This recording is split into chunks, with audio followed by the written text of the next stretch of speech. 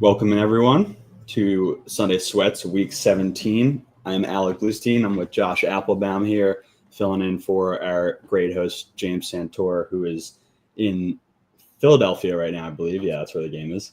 Tailgating for the Eagles. Welcome in, Josh. You're in San Diego, it looks like. That's exactly right, man. Yeah, sunny San Diego. So a little bit different backdrop here. It is a little bit cold, I must say. I was expecting like 70 degrees and sunny, but it's early in the morning. I'm still getting used to Alec. Every time I come to the in-laws, it's the 3-hour time difference. So, games starting at 10 a.m. out here, I must say, are fantastic. So you West Coast people are very I don't know, spoiled out here with your early games, but it's great to be with you, man. We got a lot to get to on today's slate. Almost done with the regular season, Alec. We only got this week and next week. A lot to get to in terms of we just talked real quick incentives. So player props here in terms of guys have a $100,000 bonus, $1 million bonus if they receive a certain amount of yardage or rushing touchdown. So will they be more incentivized to get these numbers? Also, Alec, I'm going to throw this at you. There's a lot of windy unders today. Weather could really play a big factor in today's slate because one website that I really like to go to is Roto Grinders. They do a really good job of just giving you the breakdown of the weather. And if you look at today's slate, and the guy who does it with Roto Grinders, Kevin Roth, I've followed him for quite a while, does a fantastic job. Great Twitter follow as well. But weather could play a factor today. You're seeing a lot of these East Coast games, possibly with some rain. Cold isn't really a big deal. I've talked to a lot of, former NFL players, guys I work with, like my buddy Mike Pritchard or Sean King at VSiN. And really, it's not really the weather in terms of the temperature that affects the total. It's really the wind. So, a lot of times people will focus on, it's really cold, therefore it's got to go under. That's actually not always the case. Oftentimes, cold weather actually benefits the over a little bit, especially if you get some snow and you can't really get your footing. That can really be a benefit to the offense over the defense. But the wind, Alec, when it's windy, it's harder to throw the ball. You're going to lead to some missed kicks. You're probably going to run it more and chew up the clock. We have a lot of games here today that have some wind at play. So Indy, New York Giants, and your favorite spot, the Meadowlands, Alec, that could be winds 10 miles per hour or more. You might even see some rain. Jacksonville as well. Not going to be too cold, but you could have 20 to 30 mile per hour winds. New York Jets, Buffalo, that could be another one where wind affects it. You're looking at around 15 mile per hour winds. Carolina, Tampa, another, Florida State there, just like with the Jags, wind there. Dallas, Philly, that's a game I can't wait to talk about with you, Alec, because you got, Kenny Pickett against Cooper Rush. There's been a big line move there on the side, but Philly, hopefully James has his windbreaker there. That could be 20 mile per hour winds. Miami, Cleveland, and then Atlanta, Washington, the Michael Penix, Jaden Daniels Bowl there. You could have winds with sustained gusts up to 30 miles per hour. So, normally I say lean on unders here. Maybe you want to tease them up and get some wiggle room, but there's a lot of wind at play. So, Alec, that's what I'm looking at for today before we get to each individual game. Awesome, Josh. I love the windy unders. A lot of people, or not a lot of people, sometimes, common thought might be, it's freezing cold, it's raining or snowing, that's going to make the game go under. But a lot of times it's the wind that can really script passing, kicking, etc. And there was what seemed to be a decent one with your Pats and Chargers yesterday. Potential Northeast, you got a team from the West coming over, and then and last year they played a game in New England, I believe that was like 6-0. Chargers Pats, similar conditions. So I actually had a play in a with an all Chargers Pats total minus 47.5 and got that one just by the hook. Attaboy. That's a true wise guy catching by the hook, man. Good job. So that was fun. But one thing I wanted to touch on, actually interesting, in my young sports career, when I first went to college, always living on the East Coast, just learning about, there's a time difference. People don't have this same 1 o'clock, 4 o'clock, 8 o'clock football schedule. What do you think about the East Coast versus West Coast timing when it relates to NFL and sporting events? Yeah, it's a great question, man. So I'll be honest with you. My whole life has been East Coast. I've been to, Vegas a few times, obviously, for working in the sports betting industry. And, I really enjoy the early games there. But I don't know, man, East Coast, West Coast, the Bloods and the Crips, man, there's a lot of differences on both sides of the aisle. But I must say, the early games are really great. Like games that start at 10 a.m. You wake up, you get breakfast, boom, you're already going there. So I could get used to it out here, man. Although I must say, I like the 4 seasons of the East Coast, but these early games are definitely a treat here. And I got to tell you too, Alec, yesterday was a very big day for me because we've been talking about this all season long. Patriots under 4.5 wins, baby. Gerard Mayo in over his head, making mistakes left and right. Drake May obviously had a really good year, really surprising. That's all we got, Alec, is the quarterback. Yeah. But betting against rookie coaches, betting against rookie quarterbacks, and this is a bet that I made all the way back in August. And what I liked about that under, it opened at 5.5. It got down to 4.5. And I was looking at some BetMGM splits, which we talk about a lot on the show, looking at how to read the market and the clues that it can give you. But at the time, only 38% of bets, but 75% of dollars took that Patriots under 4.5. So, again, there were some kind of surprising wins, beating Cincinnati in week 1. Yeah. There were close games that didn't go the Patriots' way. But for all those of us who had Patriots under 4.5 wins, you got blown out yesterday, even if they beat Buffalo next week, which who knows if they'll even rest their guys, what kind of game that'll be. But that was nice to see cashing under 4.5, which, again, thought it would be a bad year. And I would get rid of Mayo, man. I think they should blow it up and bring in Mike Vrabel. Yeah, Vrabel would be I think he'd be a home run hire for, a lot of these franchises, but having played, almost his whole career in New England, that obviously would be a really cool one. But yeah, props to you for that, hitting that under. I know you were talking about it all year. People are sick of me mentioning it, man, but I every week I was like rooting for it. Well, coming from another fan of, a team that's just, going to be drafting at the top of the order here in April, the season almost worked out perfectly for you guys. You hit your under, you're going to have a top pick. I think you're at pick 2 right now, right? Yeah, there's a chance, and there's a game we got to talk about here. I don't know if your Giants are going to win, but you have the Vegas Raiders, who kind of are back and forth with the Patriots here. They're actually favored at the Saints today, and we'll get to that game in a second. I got to play on that one, but yeah, I think the Pats are guaranteed a top 5 pick. Could get as high as 2. If Travis Hunter's there, man, how do you not take him? This is a team with no talent. I'm also thinking, do you trade down and pull off kind of that Bears-Carolina trade and just stockpile picks, because this team has got a lot of issues, and you know who I blame for all of them, Alec? Robert Kraft. You got the lottery ticket of a lifetime getting Brady and Belichick. You win all these Super Bowls, and then you have no plan when Belichick leaves. You let Brady walk. You should have just paid the damn man. And then again, you're hiring guys who have no experience. You're not spending money.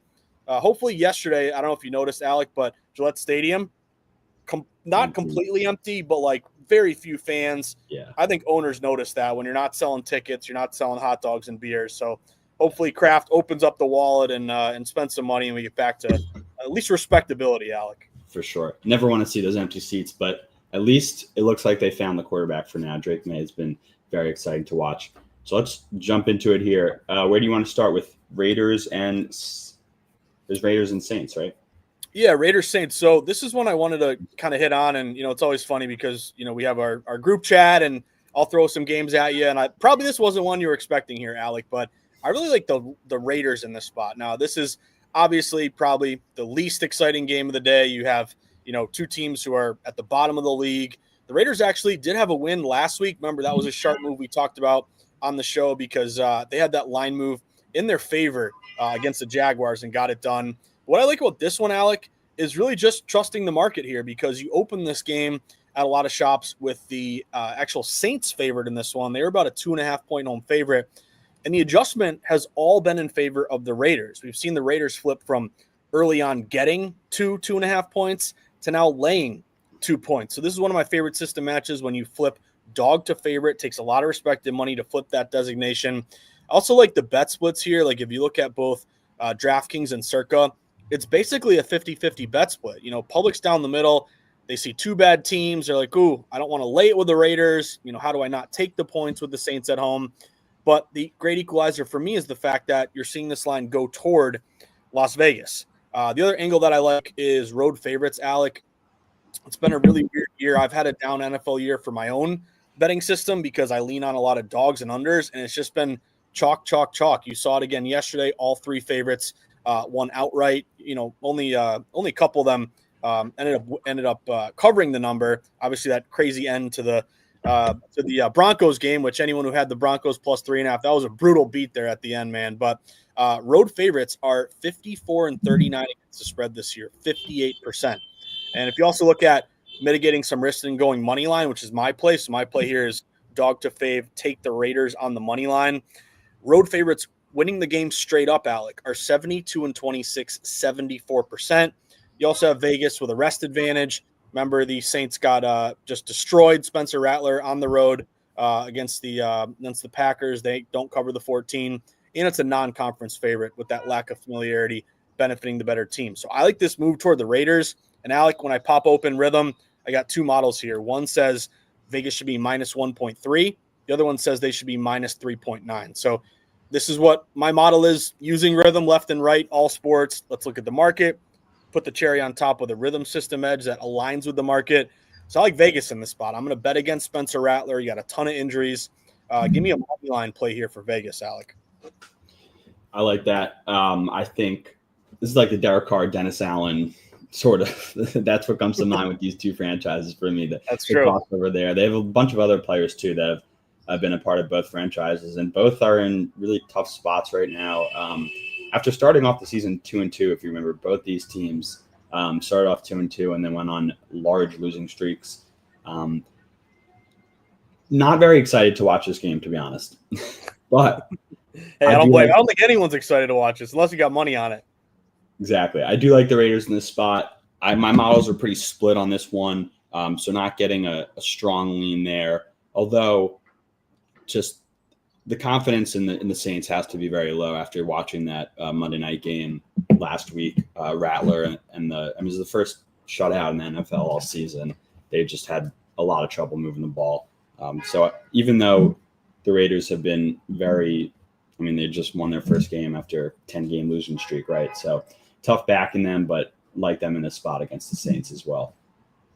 Nice. And then, Alec, any props jump out to you? Because I'm looking to go right back to the well with Foster Moreau, the big tight end there. Again, you're thinking, hey, who are the pass catchers that are going to benefit here? Who will Aiden O'Connell throw to? And again, if this was not Spencer Rattler, but if this was Desmond Ridder, man, I don't think you're going to see this line Raiders favored. So maybe that's a pick'em game. But the fact that you do have Aiden O'Connell, I think he's a big upgrade, relatively speaking, over Ridder.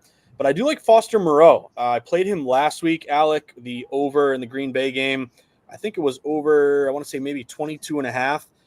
If you look at what his line is right now it's got a caution flag with Rhythm. So again, one thing that you and James have done a really good job of explaining is we love the green stars on Rhythm. Of course, download the app, go do that QR code so you can follow along if I can get my finger right. But it just means to me, and you guys have mentioned it, at least layer on a handicap that it's not just a pure follow or blind follow, but think about, how this guy could do well or do poorly if you want to take the under. So it's got a caution flag, but Foster Moreau, only 19.5 in the market here, Alec. Rhythm's predicting 38.6, and he's gone over this number in 3 straight. He had 33 against Green Bay, 39 against Washington, 40 against the Giants. It was a down game against LA prior to that, only 6 yards, but then 50 against Cleveland. So 4 of his last 5, he's gone over. He's gone over 2 straight on the road. This is just a big tight end that it feels like, if Rattler's going to focus on one guy, a security blanket, Moreau's usually the guy, not deep passes, but he made a great catch actually against the Packers where, leapt up and caught it, almost like a David Tyree catch. But I like Foster Moreau in this one, man. Give me the over 19.5. Again, Alec, caution flag, but Rhythm's predicting closer to 40 yards for Moreau. Yeah, got the caution flag on there. Good job of explaining that. It essentially means, just don't take this bet blindly from Rhythm. Use caution. Use another reason why you like this bet, whether it be a system or, large trends. Just don't take it blindly from Rhythm because we don't have, the utmost. Rhythm doesn't have the utmost confidence in this play. And you also see in the Rhythm app, we've updated the UI and the user experience a little bit, adding in some additional context to the old green star and caution flag. You'll now see some more information about the model, when it's a caution flag, why it's a caution flag, right? Does it not fall in the model's sweet spot? Maybe the model just finds no edge given the pricing of the prediction. So Really excited about those changes. So let us know what you think about that. In regard to Foster Moreau, this is another one of those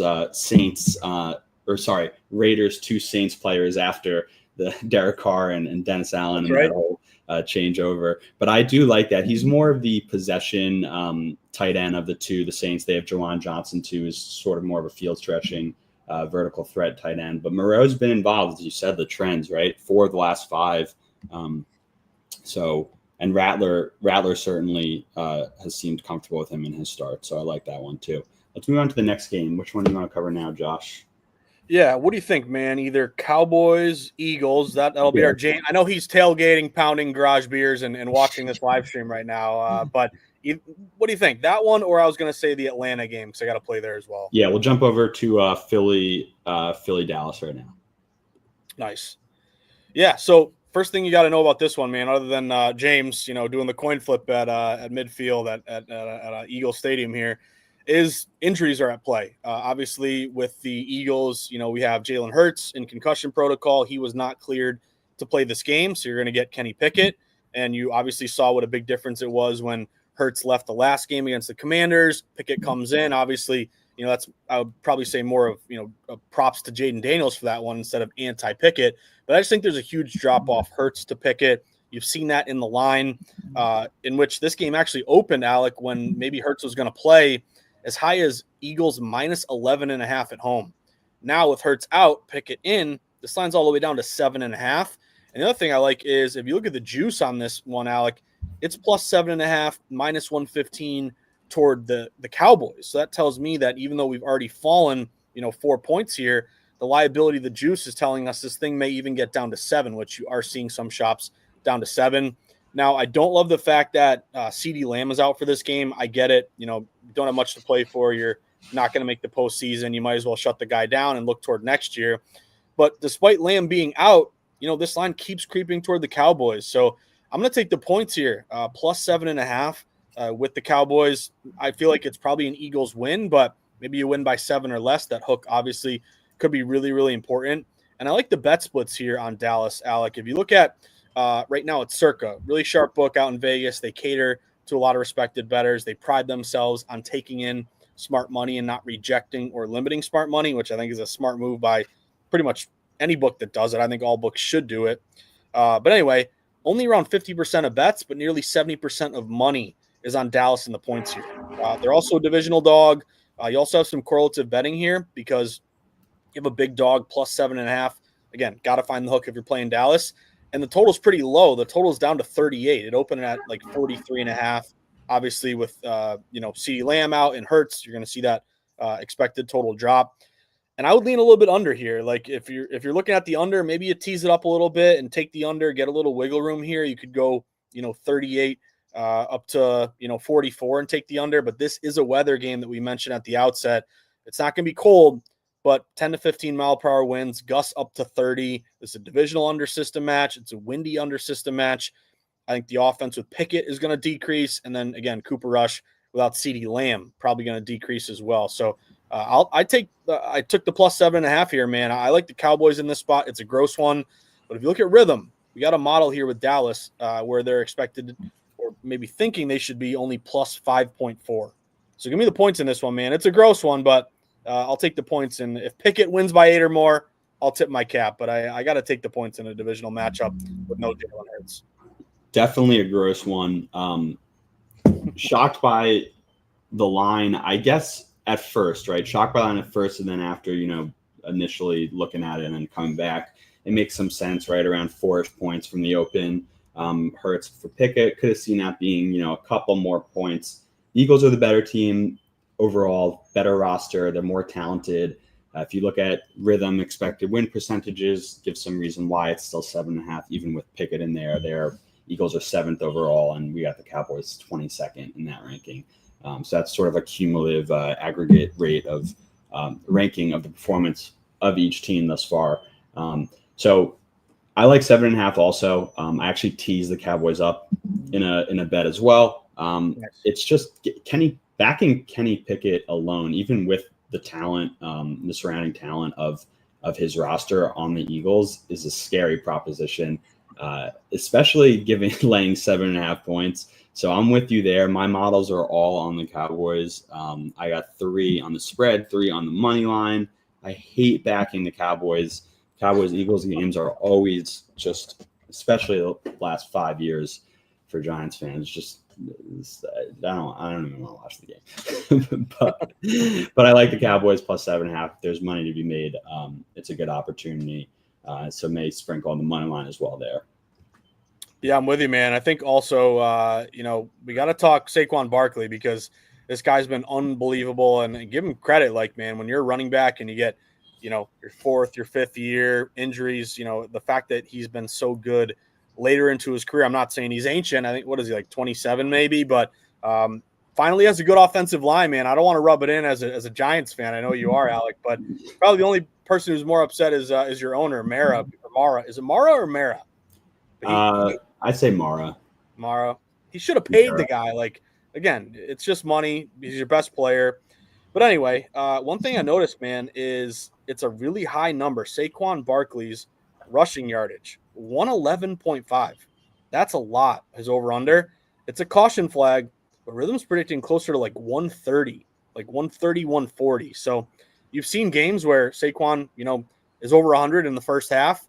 My question is, again, obviously you're fighting for a playoff spot and seeding here, but do you maybe limit Barkley? Are you setting your sights a little bit higher for the playoffs? Do you want to give him, 25 carries in this game? Do you want to get him rested for the postseason?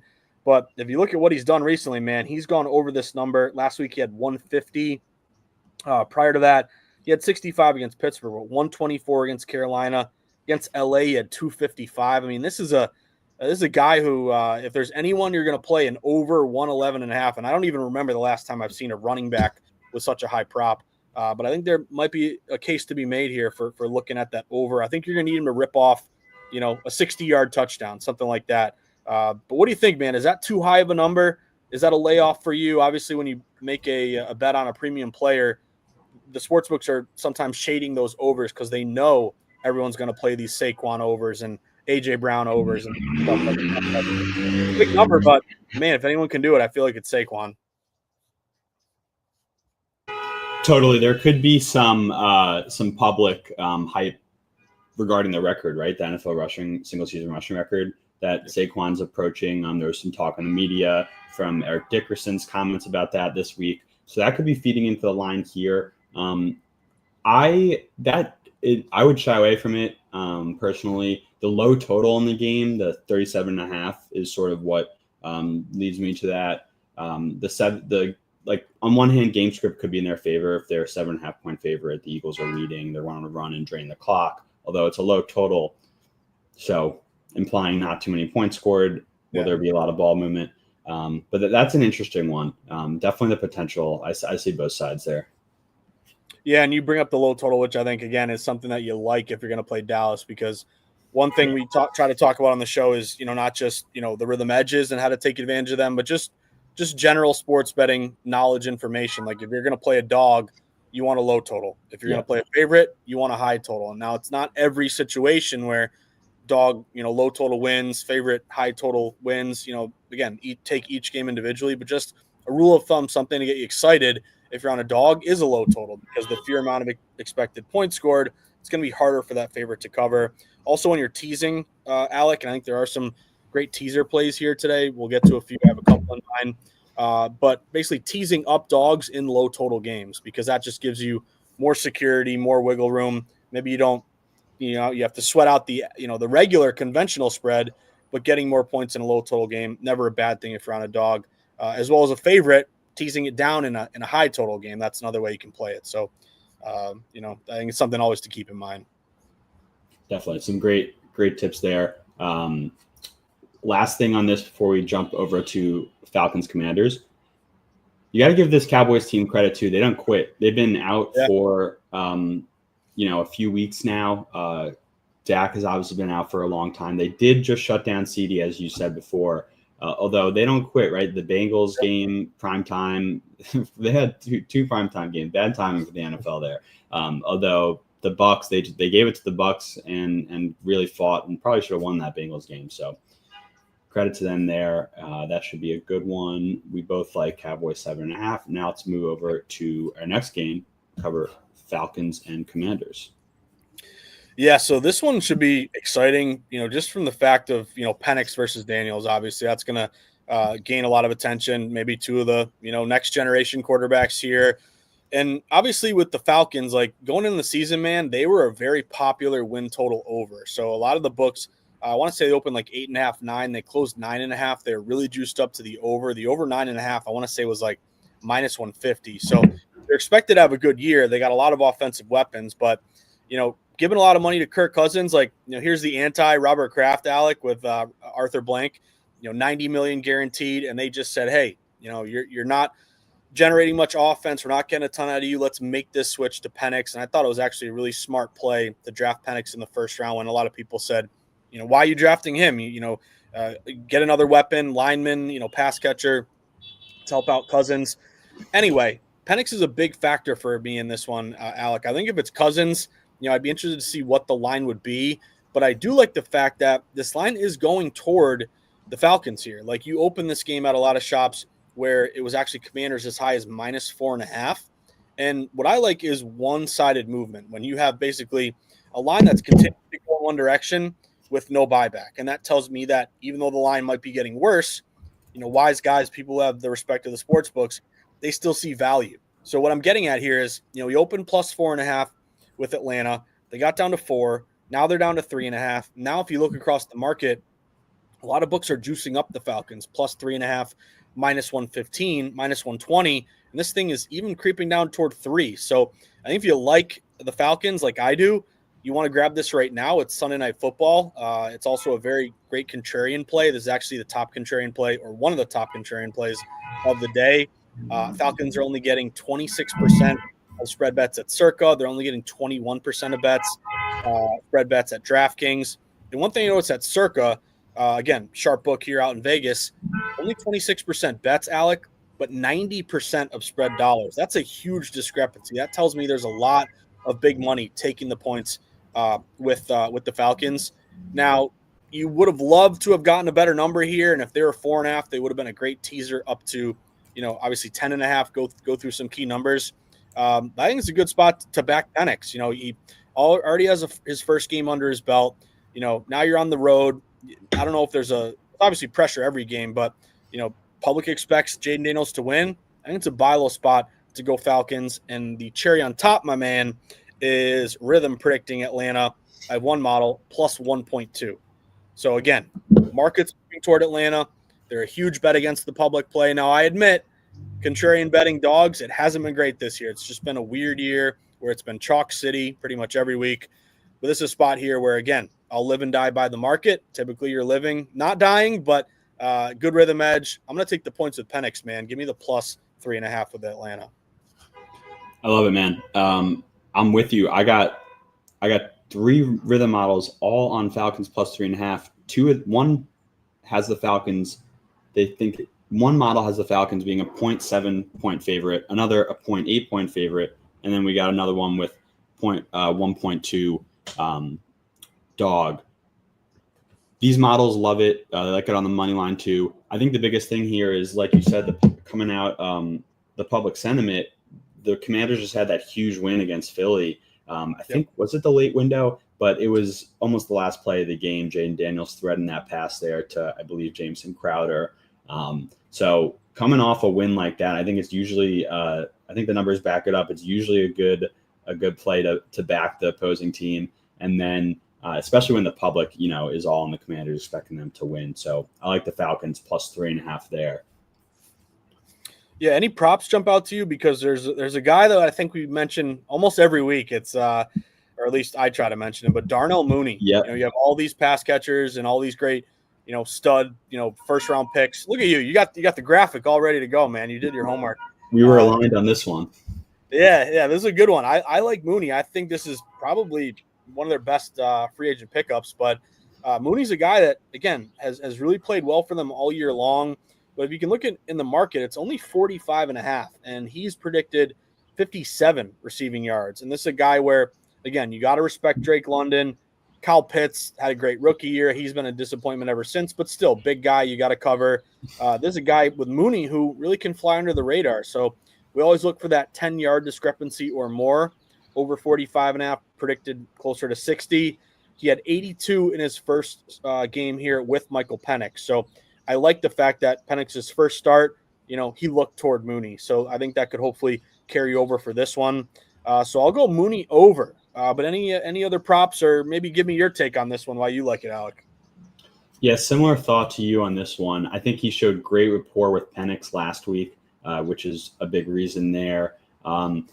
Plus matchup, particularly if Lattimore is shadowing Drake London or covering Drake London a lot, that gives Mooney some more edge there, probably going up against the rookie shed at Michigan, Mike Sanderstill, even though he's a good corner. So that doesn't exactly help our case. But Penix showed some good rapport with Mooney last week, and the game script, them being underdogs is what you look for there too, and a relatively high total at 46. So liking that prop as well.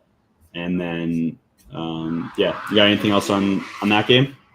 Not a ton. I mean, we did mention earlier the weather could play a factor. So it is a little bit windy, which again scares me a little bit for some pass catchers. But I did notice with Michael Penix, he threw for 202 yards in his debut, and his over-under for this game is 202.5. Rhythm is predicting closer to 235.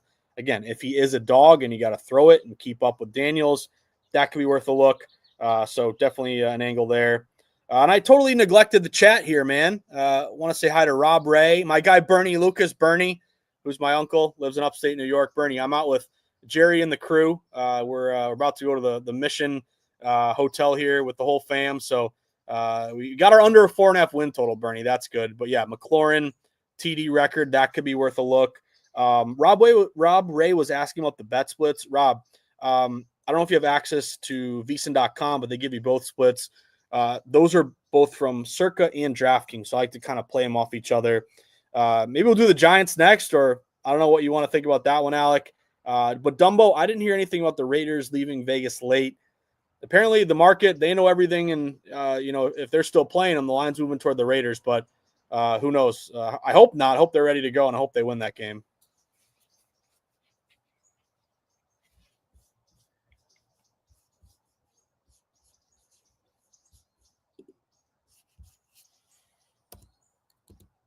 Oh, you might be muted, Alec. Can I hear you?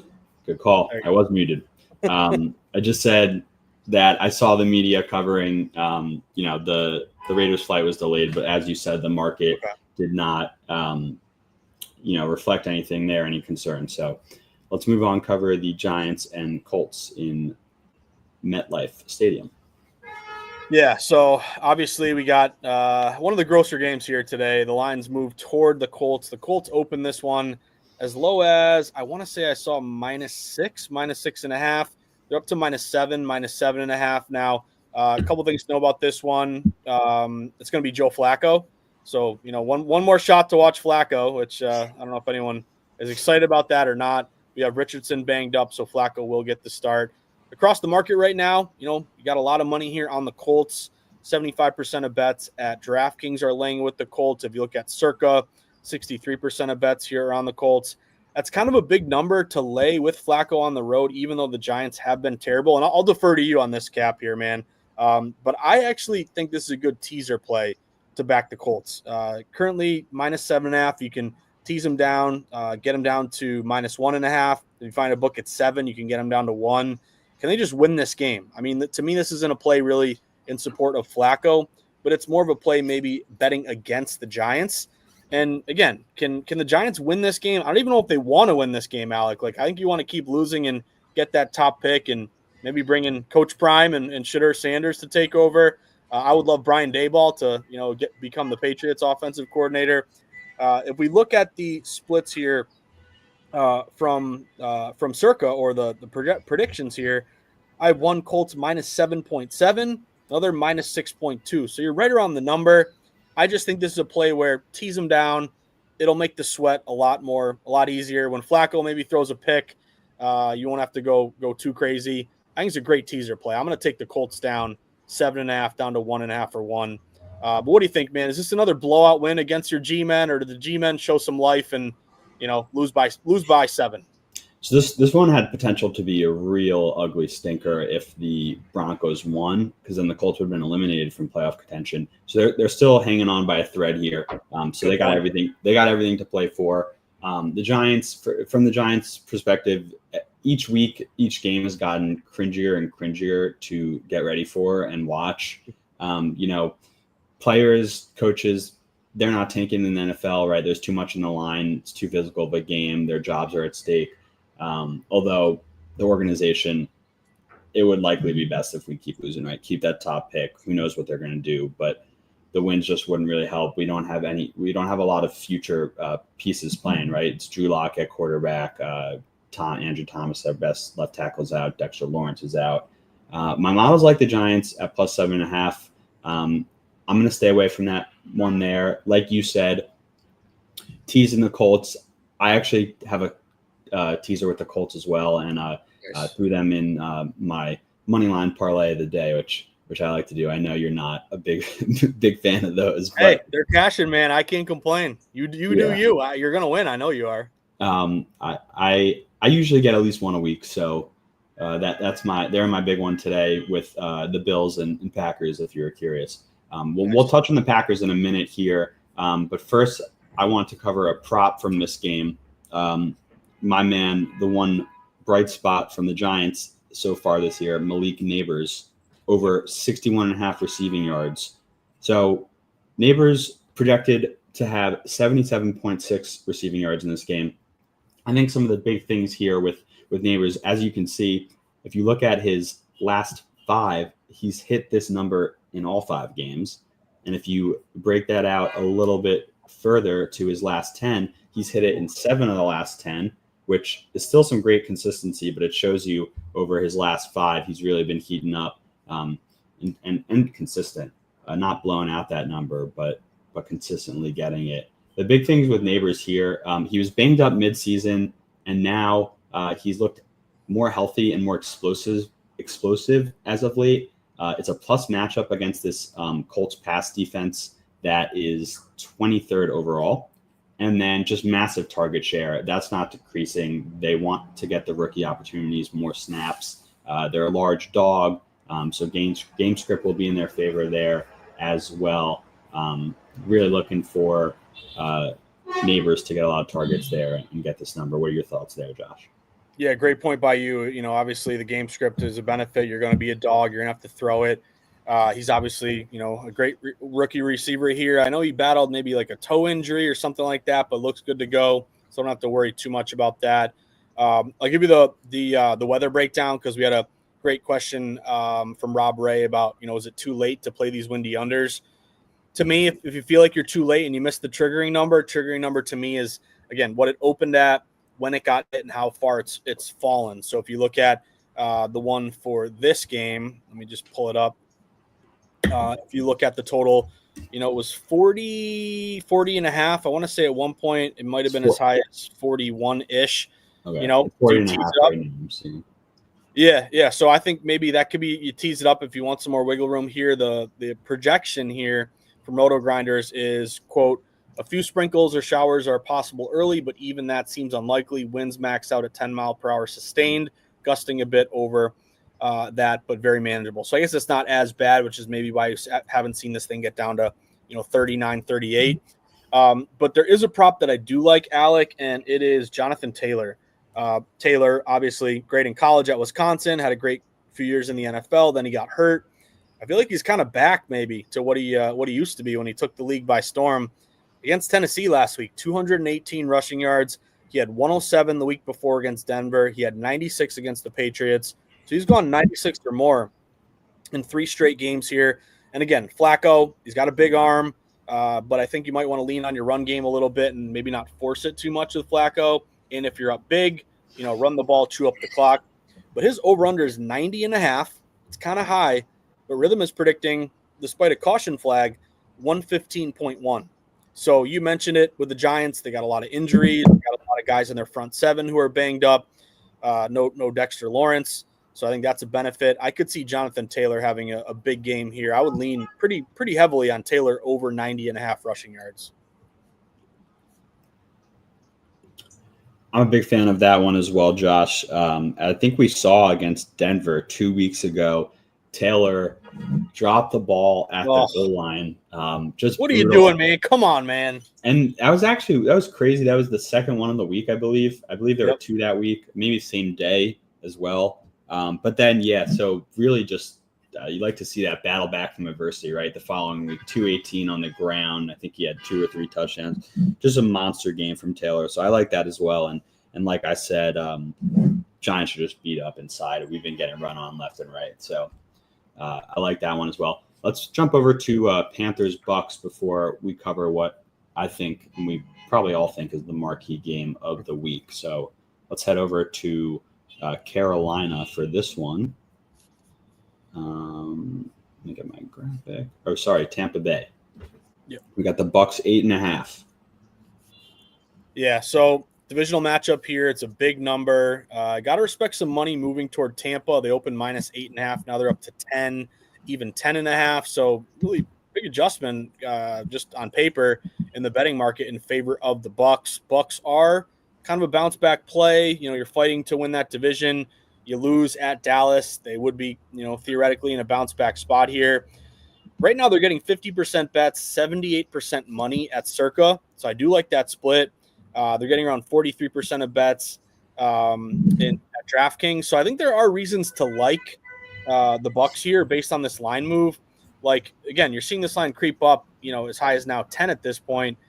My concern, though, is, this is a divisional game.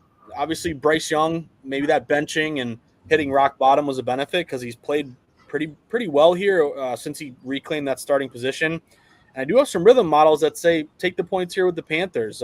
One model I have says they should be plus 8.7. It's a divisional matchup. You look at the total in this one, Alec, 47.5. It's a little bit high.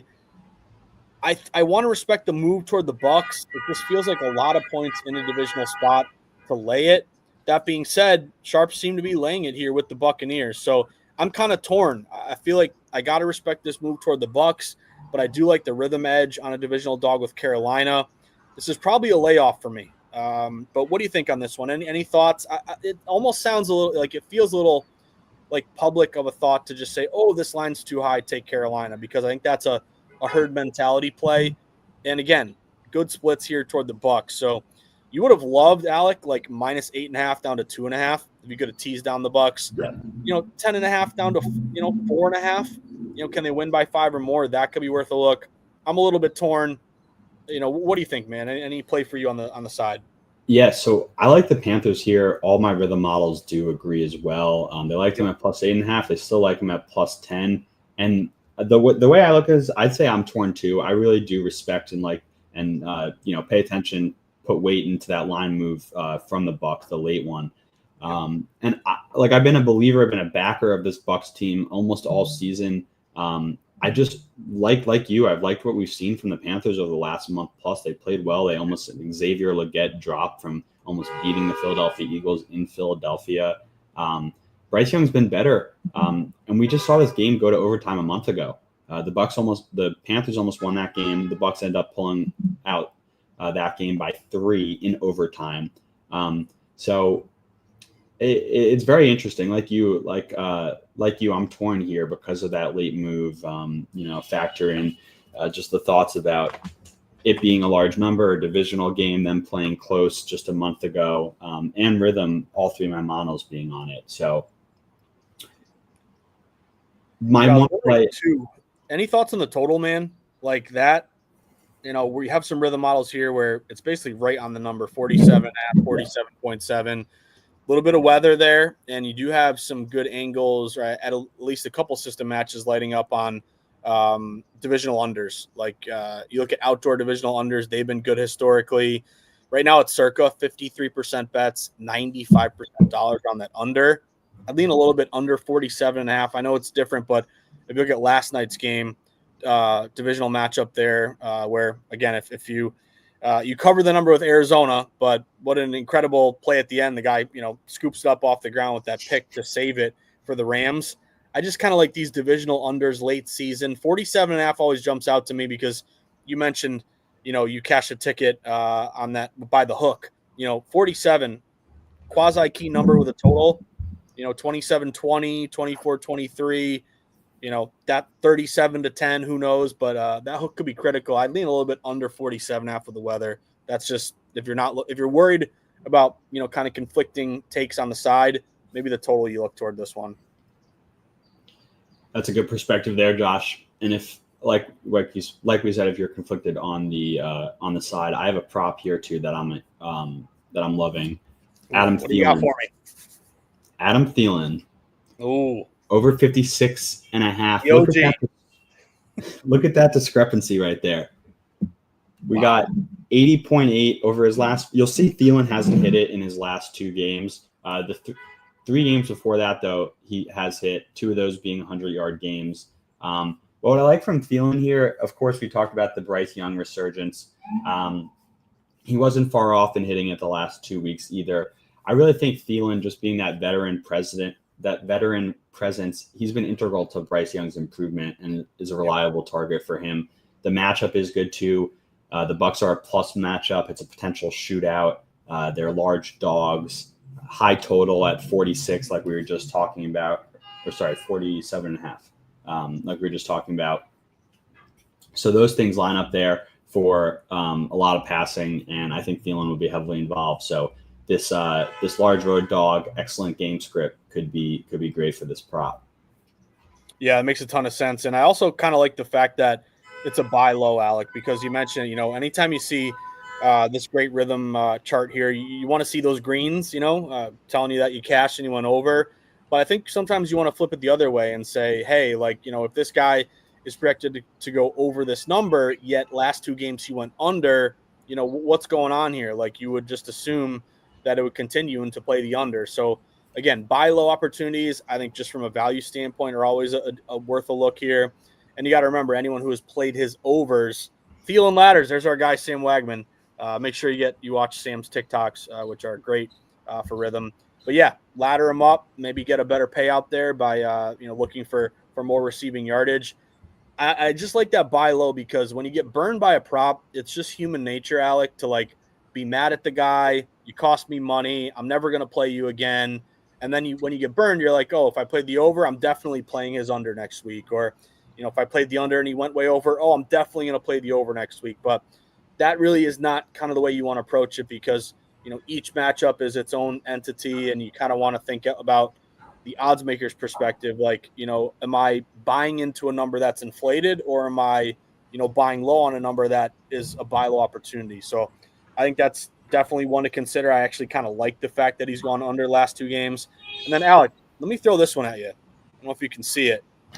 Yes, sir. Our boy Baker Mayfield. Maybe throwing a pick today. Over a half interception. Can you throw me 1 interception? Plus 105. So you got a little bit of a plus money payout. He's thrown a pick in 4 straight games. 1 against Dallas, 1 against the Chargers, and then 2 against the Raiders in Carolina 4 weeks ago, a month ago. He had 2 at Carolina. So Baker, I like Baker. I think he's a pretty good QB, but he's kind of that Brett Favre gunslinger, take a chance. I can thread this needle. Do you force it? Do you throw a pick? I think that could be an opportunity there. Baker over a half interception for not a bad plus 105 payout. I like that. I like that too. He's a gunslinger.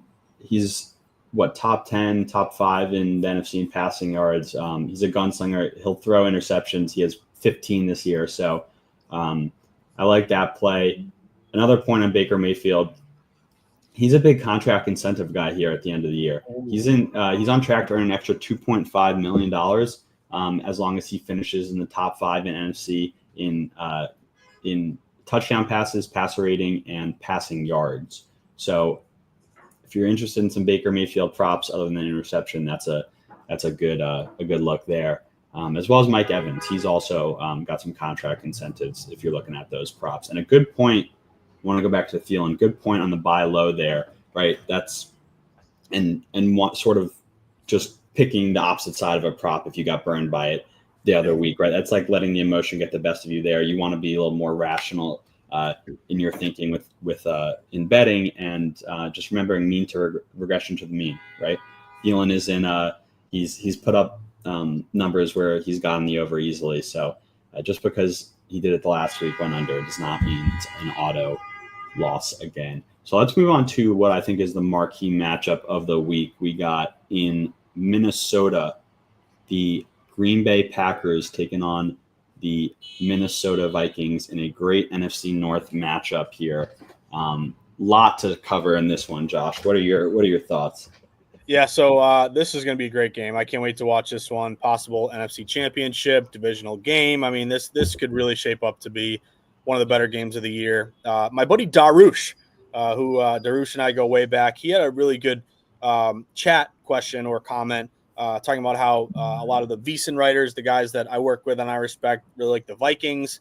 But if you look at the bet split, the Packers look pretty good. Like currently, if you look at the splits from Circa, around 60% of bets are going Vikings laying it and similar share of the dollars. And if you go to DraftKings, you look at Green Bay, only 50% bets, 60% dollars. So to me, home road, you got to factor that in a little bit. Like, right now we're basically, not a pick 'em game, or I guess close to it, -1, 1.5. Usually it used to be 3 points home field, but it's closer to like 1 or 2 nowadays.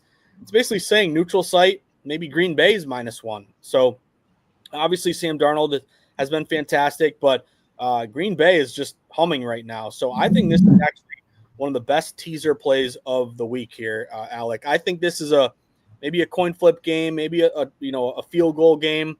If you can give me Green Bay +1.5, shop around. Like right now, I'm looking at FanDuel has +1.5 with Green Bay, and then there's a couple other books. There's a lot of ones out there, but if you can shop around and get a 1.5 and take the Packers up to 7.5, again, I really like that teaser play. I'd consider grabbing the Colts down, or taking the Colts down and pairing that dance partner up with the Packers. But again, home field, Skull's going to be going nuts in that stadium. I could see a last-second field goal, a very tight game. But you have a divisional dog with Green Bay, a team that's playing great right now. You have great Jordan Love angles here historically. Jordan Love as a dog has been a great play.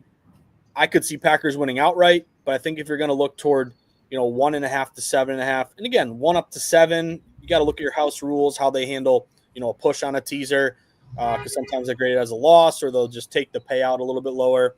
But you give me a 1.5, and I can take Packers to 7.5. That's one of my favorite plays this week. What do you think, man? Is this a buy low Minnesota play, or is this a Green Bay wins outright and go money line Green Bay? I'm on Green Bay outright money line. Like you, among my favorite plays. First thing I did was tease the Packers up to I believe 7.5.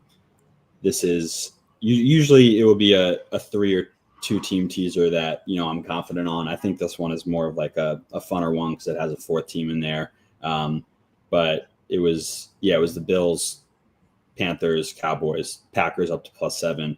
Although my favorite play of the week, the Packers money line, Colts money line, Bills money line. I really like the Packers here for a number of reasons. My models, the predictions are in the Packers, but they are a caution. It's either a no edge or a no sweet spot. So the model isn't, it's not seeing it as the best value for me today. So what's another reason to bet this, right? Why do I like the Packers? It's Matt LaFleur in December, right? That's one. He's 20-3 straight up in December. His Packers teams always seem to heat up. Jordan Love's been on a heater over the last 5 games. I think the only team they've lost to in the last 2 months is the Lions by 3 points. So those are some reasons I like them there. You look to the last game that the Packers and Vikings played. It was an absolute – the Packers went up, 20 points or so in the first half. The Vikings make this roaring comeback. Jordan Love starts turning the ball over left and right, which he has not been doing recently. And the Vikings end up winning by 2 points in Green Bay. So that was a wild game earlier in the year. Another trend here on LaFleur. Facing an opponent who he lost to in the previous matchup, he's 27-11 straight up 25-13 against the spread. So that's another reason to back LaFleur. Shout out to our partners at Just Gridiron, where I got that stat from. LaFleur, I mean, Kevin O'Connell and the Vikings, I have a lot of respect for them too. They're a great team. So this is a matchup I'm extremely excited to watch just from a fan's perspective. It's going to be a great football game with a lot of playoff implications seeding wise in the NFC. I do lean Packers here though, and looking forward to that one for sure. Any other thoughts on this one, Josh? Yeah, I just got a prop for you. Josh Jacobs, great free agent signing there from the Packers, where again, Aaron Jones was great. You could think of the Aaron Jones, revenge game too, but just kind of Jacobs, he just fits their mentality, their culture, just kind of a tough, no nonsense guy. Really fits in perfectly to, offset that great passing game from Jordan Love. But I'm going to look at Josh Jacobs going over his receiving yardage. It's 18.5, and currently Rhythm's only predicting 22.6, so it doesn't qualify technically as that, 10-yard buffer that we like to see. But it is a green star play, so a lot of the analytics from Rhythm back this one up. And he's done pretty well going over this number. 4 of his last 6. He had 38 yards last week receiving, 42 the week before. And the last time he played, and I remember I actually had money lined the Packers in that game, and I lost, even though they teased me, Alec, and I thought they'd come back and win that thing. But he did go over that number the last time they played. So Jordan Love, to me, the one thing that's kind of hard about Jordan Love and his pass catchers is like, you don't know who's going to go off. It might be a Jaden Reed game. It might be a Romeo Doubs game. Like Tucker Kraft has been really good recently. So I kind of get a little concerned if you isolate just one receiver, because I'm not going to make a Tom Brady comparison, but like Brady would, again, throw to whoever's open. So one week it might be, Wes Welker, Deion Branch, who knows? That's how old I am, Alec. But to me, I get worried targeting a certain pass catcher, which is why a guy out of the backfield, Jacobs, pretty good pass rush from the Vikings. Can he get you 19 receiving yards? I think that's very doable. I'll go over that number. I really like that for a lot of reasons. I mean, I'm backing the Packers, but I like Jacobs a lot in that spot. Let me see here. We got Sam Wagman commenting, Jacobs' receiving ladders has done all his damage against high-pressure pass units. So the Vikings with Brian Flores, that's a very blitz-heavy scheme. So that bodes well there too. Your point is good there about the Packers having all these different pass catchers, right? I mean, regardless of the Tom Brady comparison, they just have a lot of talented pass catchers. Even like their fourth receiver, like Bo Melton, is a solid player. He doesn't get any snaps. You got Dontavius Wicks, you got Christian Watson, Tucker Kraft. Luke Musgrave is back. Actually, last week he played limited snaps, but Jacobs has been very reliable, and like Sam Wagman, who will be on TikTok Live on the Rhythm AI account after this, once we wrap up here shortly. So for any last-minute insights, head over there. But he has a good point with this heavy blitz scheme from Brian Flores. So like Josh Jacobs there. Let's move on here and cover just one or two more here, Josh. Yeah. Let's see. Titans-Jags, the toilet bowl game. What do you think, man? Should we hit on that one? Of course. Look, you got it lined up and everything. So this one's intriguing to me just because, again, I think some of these gross games, which, again, you kind of overlook and maybe just don't excite you that much, but we can bet on them. We can make money in this. If you cash this ticket, it'll pay out just the same as, a play on the Packers or the Vikings here. So jumped out to me a couple of things. One is that the public doesn't know what to do. It's basically 50-50 for both teams here. But you are seeing a little bit of money on the Titans. Titans are getting 50% tickets, but 79% dollars. And if you look at the way this line is moved, it has gone a little bit, toward Tennessee. This was an opener of Jags -1.5. We've now gotten down to like a pick, and even now -1 Titans. So that could be worth a look. I think this is another teaser opportunity. Like if you are at a book with Titans -1.5 and you can go Jags 1.5 up to 7.5, that could also be worth a look. Mac Jones, never fun sweating Mac Jones. But divisional game, relatively low total. I believe Tony Pollard is out for this one as well. So one of your better players for Tennessee is out. I'd look toward maybe buying low off the line move. Like if you're making me pick a side, just, ATS or straight up, I would lean Tennessee because the line's moving in their direction. But I think if you can tease up the Jags and maybe I just don't see either team, Alec, winning by 8 or more in this matchup. So in a divisional spot, take the points. Give yourself some wiggle room.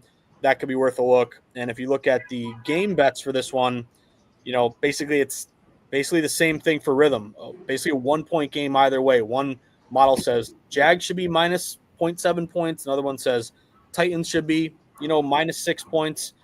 I think if you can get around a pick'em game and get really either side up to 7 or more, that could be my play. So I'd lean a little bit toward taking Jags up to 7.5. I'm with you there. This one's destined, as reflective from the -1 line, to be a 3-point game, just maximum. Two teams with not a lot to play for, a divisional game, like you said. What point sticks out to me with here is my models are generally cautioned here with the They are Jaguars -1. They're just giving me some caution not to just trust that blindly. It's the Jags low key 6-4 against the spread over their last 10. They've been covering some of these spots. So they've been covering more of these spots. So like you said, if you have a Jags +1 and you can tease that up to 7, that's something I like there as well. Yeah, and by the way, our guy Ben Levitt, who is revolutionizing the game, and you'll hear more about him, I think, in a bit, but incapable of seeing the board clearly during fantasy championship. Thanks for trying to help. Yeah, hope you win, man. I ended up losing in the semifinals last week with all my buddies, which it's only $100 buy-in, but bragging rights over the kids you grew up with, that's really really priceless. But I would say in terms of Mac Jones, over 204.5 passing yards. It's a low number. Titans have been gashed pretty much all year. They've been a really porous, terrible pass defense. Rhythm's predicting 217, and he's gone over this number in 4 straight: 247, 294, 220, 235. That could be a play to if you want neither part, no action on either side. Can Mac Jones go over for you? And then also Brian Thomas. This guy is just incredible, and he does have a pretty decent connection with Mac Jones. It's not a huge rhythm edge, Alec, like over 76.5. Rhythm's only predicting 78. So based on rhythm, it's really not a play. But he's had, 76 or more in 4 straight. He's had like 80 or more in 4 of his last 5. He had 132 last week. Brian Thomas, to me, he's a kind of a benchmark guy, or a kind of just a foundational player. If you're a Jags fan, like my buddy Emerson Lazio, who I used to work with at DraftKings, huge Jags fan. But I think Thomas is a guy that really has shown you quite a bit in his rookie year. Again, not a great rhythm edge, but can he rip off a 60-yard touchdown and give you a few more? I don't mind that play at all over 76.5. I'm a fan of that one as well. BTJ he's been heating up again recently, and honestly, as an argument, as a Malik Neighbors fan, it pains me a little bit to say, is Brian Thomas Jr. the best receiver in this rookie class? He certainly looks like it. He's had the best year, and is a candidate for Rookie of the Year. Of course, Jaden Daniels is likely going to win that. Although Brian Thomas has been great, and like you said, for all those reasons, I like that spot as well. I just wanted to touch back to Ben Levitt real quick. Definitely understand the implications being pulled in different directions with the fantasy championship, week 17, most fantasy championships going down. So I get it there. Happy to try and help and tell you where your bias might be causing you to take this team just because you got a lot of fantasy players. Shout out to my brother. Good luck in his championship later today. Nice. All right. So what did we miss? Any games more? I got to run a little bit because I'm with the in-laws, and I can't hold everybody up. But yep. Any other games catch your eye, Alec? Jets, Bills, we didn't hit on. Dolphins, Browns. I think those are the only 2 that we didn't mention. Yeah, we can touch on one more. Touch on Jets, Bills here, and then we'll wrap up unless anyone has any questions or comments. This will be the last game we cover. So what are your thoughts here, Josh? Yeah, so big spread, obviously. You talk about incentives, and it's not really an incentive like dollar-wise. Maybe it is, maybe it isn't. I don't think it is. But I was just reading an article about how Davante Adams really wants to catch Aaron Rodgers' 500th touchdown, which, again, and when you're out of the playoffs, you got nothing to play for, you're a huge dog. Do you force or kind of, just target Davante Adams, who actually has been really good, especially the last couple of weeks here. Obviously, the trade from the Raiders, and you thought maybe the Jets, had an opportunity earlier in the year. Obviously, didn't work out. By the way, Alec, you got to watch the documentary Enigma, Aaron Rodgers, where he's just, high out of his mind on ayahuasca and, kind of just a weird dude overall. He doesn't talk to his family. Rodgers is just – I'm not a huge Aaron Rodgers fan. Anyway, that was a total side note. But if you look at the props here for this game and you think about, hey, maybe this is a Davante Adams kind of day if Rodgers is going to go for that record. Currently Davante Adams, let me see if I can find it for you. Touchdowns. I don't know if you have it in front of you, Alec, to score a touchdown.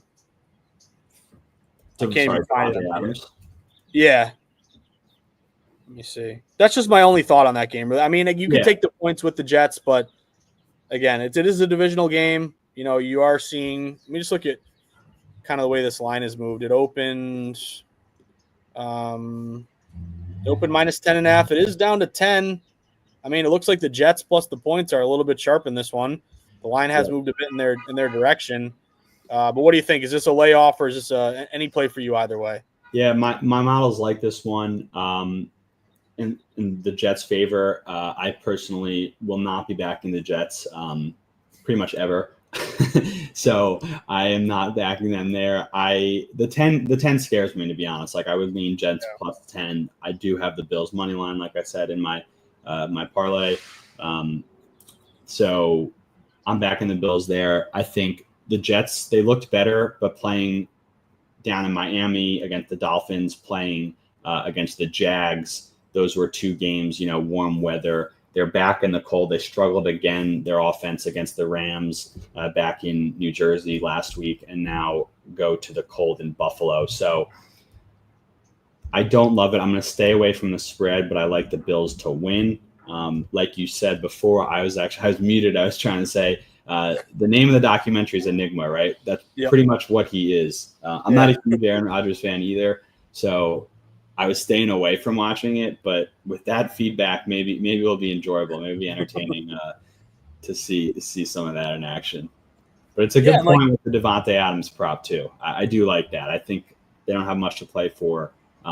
He's trying to get Davante to catch his 500.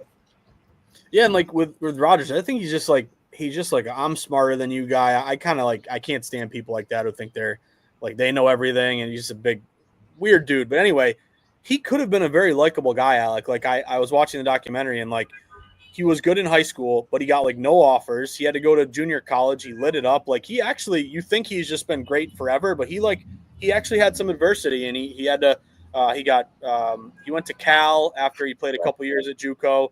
He has a likable story, just not a very likable demeanor. But I would say one guy that I noticed was Ty Johnson, backup running back for the Bills. His rushing yardage is only 11.5.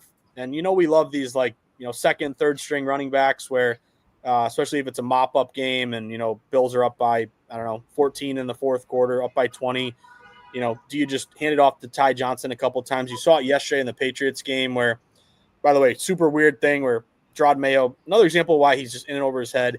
He said Gibson's going to start. Then he started Ramondre Stevenson. That's the second time it's happened this year, right? Yeah. Totally weird. Weird to happen once, but extra weird to happen 2 times. Just tells you he's in over his head. But anyway, my point there was Antonio Gibson got some meaningless carries late and went over his rushing prop. Yeah. So is it a game where Ty Johnson, can get you 12 yards? He had 30 last week. A couple games before that, he didn't really have much, but prior to that, 28, 18. And it seems like Josh Allen kind of likes Ty Johnson or just kind of has trust in him, has faith in him. Can you give me 2 carries and get me 12 yards? I think that's doable.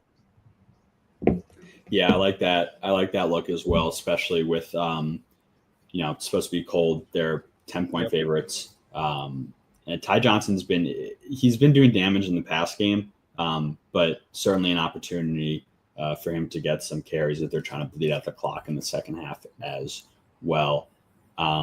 So, Josh, we know you're in San Diego. We don't want to keep you from the in-laws for too long here. This was a fantastic show, though. Had a lot of fun covering this with you, and looking forward to the rest of the games here. Yeah, man, it's been great. So want to thank everyone for tuning in, and looking forward to hopefully a big NFL Sunday. We got playoffs coming up. We got a lot of these big bowl games, the college football playoffs. So make sure if you haven't downloaded Rhythm yet, do it now. We got great predictions and game models for these big, New Year's Eve, New Year's Day games, and college hoops, NBA. It's all going on. So download the Rhythm app. Shout out to our buddy James Santor. Oh, what do you think? Over under 4.5 garage beers at the tailgate. Has James gone over that at this point, or is he, getting close? I'm gonna say it's a strong over. Yeah, I would agree. So I hope the Cowboys cover that number, but for James' sake, hope the Eagles win. Hope he gets to see a win there. Thank you, Josh. Again, thank you everyone for tuning in. And just a quick shout out if you like Rhythm, if it's been giving you value in one way or another, it'd be huge. We'd appreciate it greatly if you could just tap 5 stars in the App Store. Help us a lot, help us grow, and continue to do more and provide more value to you guys. So thanks again, everyone. Best of luck with your bets today, and we will see you soon.